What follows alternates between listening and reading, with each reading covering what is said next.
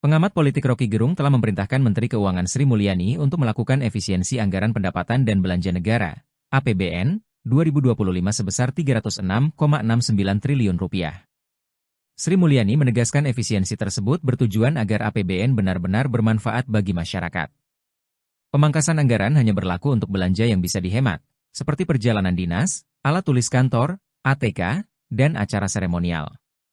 Rocky Gerung menduga perintah Prabowo Subianto itu berdasarkan keprihatinan era Presiden ke-7 Joko Widodo, Jokowi.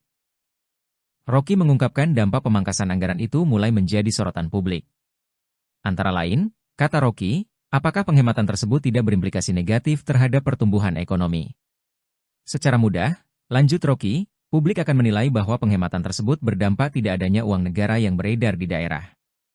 Semisal, seminar, sewa hotel sampai driver ojek online serta pengusaha bunga. Kemudian, maskapai penerbangan juga bakal terdampak. Rocky mengungkapkan penghematan negara juga mempunyai efek restriktif yang menyebabkan konsumsi tidak tumbuh di daerah. Padahal, kata Rocky, pertumbuhan ekonomi di Indonesia sangat penting didasarkan dorongan konsumsi di sektor rumah tangga maupun UMKM.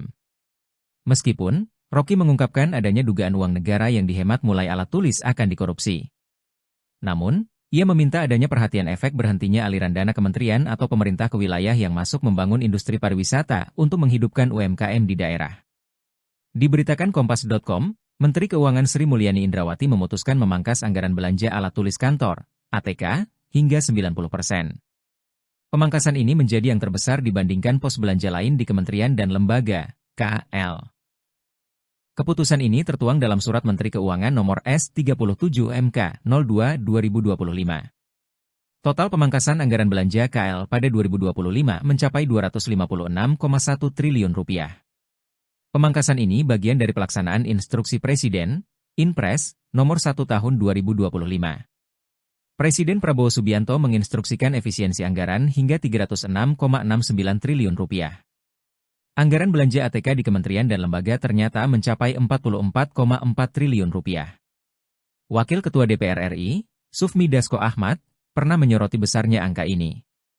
Besarnya anggaran ini membuat pemerintah menjadikannya sebagai salah satu fokus efisiensi. Dasko menyebut pemerintah memulai efisiensi dari hal-hal kecil yang sering luput dari perhatian. Selain belanja ATK, pemangkasan besar lainnya dilakukan pada anggaran percetakan dan souvenir sebesar 75,9%, serta belanja sewa gedung, kendaraan, dan peralatan sebesar 73,3%.